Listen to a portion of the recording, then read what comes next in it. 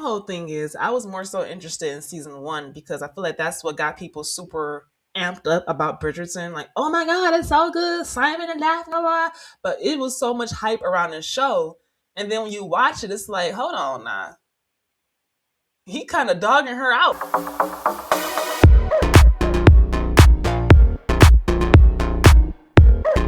What's good, everyone, and welcome to PureGlass Podcast, my creative space where I keep things all the way transparent about these movies. So listen, it's been a long, long time since I've seen y'all, since I made a video, since I talked about movies, okay? And I got a lot to say. Now, furthermore, this isn't just about movies. It's also about like TV shows that I be watching. I just give my creative perspective based on the storyline, the character, and things of that nature. So, yeah, first of all, before I get into it, I had took a break, not because I wasn't like passionate about this shit, but it's because I wasn't in the right environment. And for me, I need to be in the right space, not just mentally, but physically. So now I'm so happy that I'm in my own place. I have moved earlier this year. I don't have any crazy demonic spirits around me throwing off my creative game. Okay. No. So I am back being by myself and I'm free to create and do my own little thing. So here we are. We back at it and we about to get to it. So listen, this video is going to be about Bridgerton. And I got a lot to say. Okay, I got a lot to say. So, my whole thing is this. It took me a minute to actually get into this show.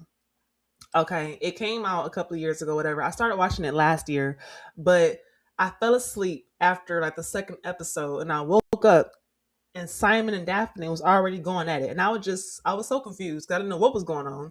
I didn't know how they got there. And I'm just like, okay, what did I miss?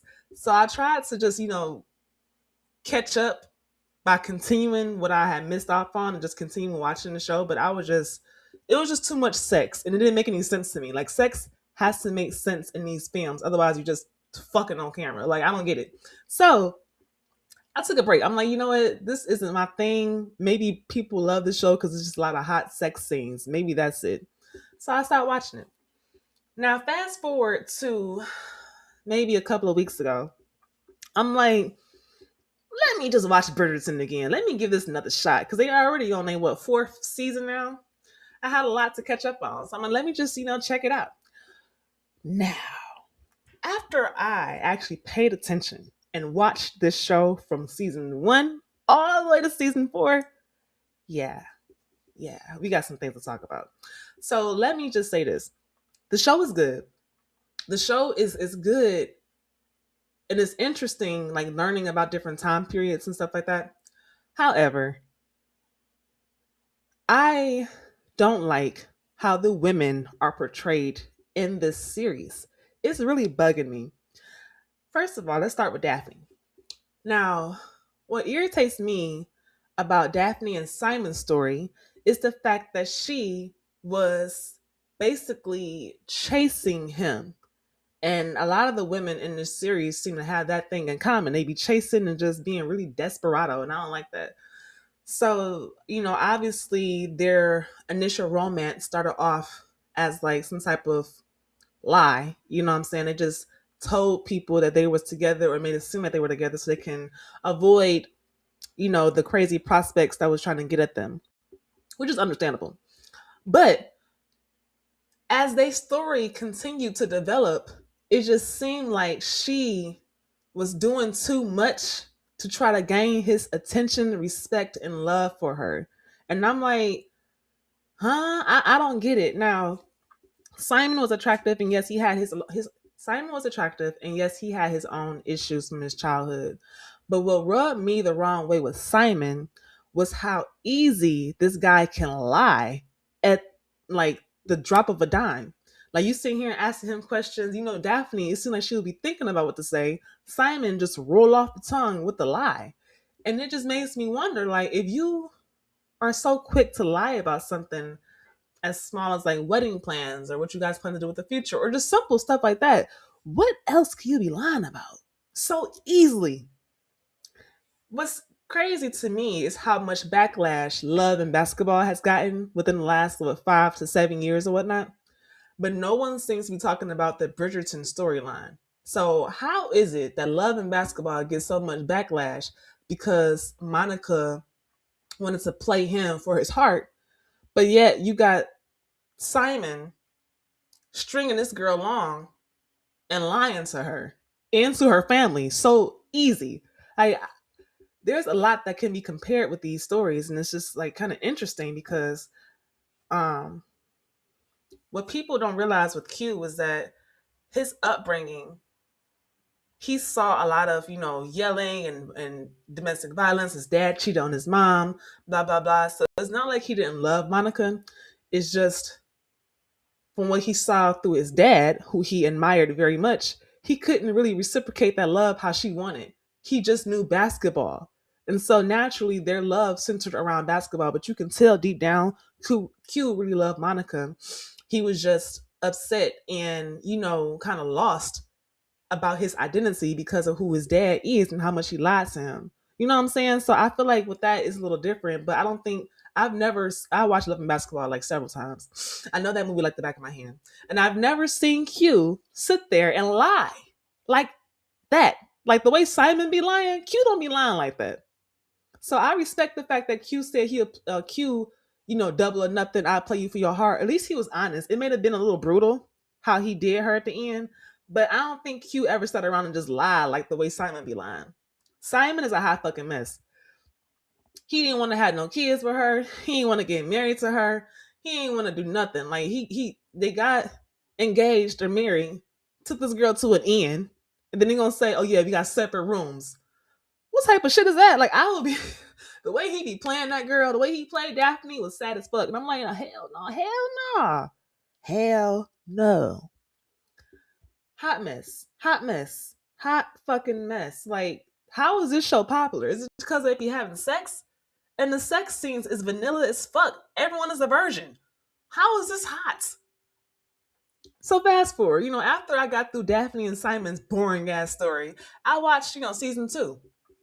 Now, season 2 was juicy, baby. I'm talking about juicy. So here we got Anthony and Kate and her sister. Okay. Now, what I loved about this is that their romance seemed to be genuine. Now, granted, he did want to marry her sister just because she was the diamond. So naturally, he felt we have to be together because of the order of the hierarchy type shit. But deep down, him and Kate was so similar. They have to navigate those feelings and then, come out their own head and realize that, we are meant to be together. This situation sucks. I wish Kate would have been more upfront with her sister from the jump. That's what rubbed me the wrong way with her. But I can at least respect the fact that she didn't even sleep with that man. She tried it. She tried to do some little sneaky shit behind the scenes, but I can respect her a little bit more because she didn't initially go off her feelings like most people would have done. You know what I'm saying? So she's loyal and she's cool, and I really like their story so much.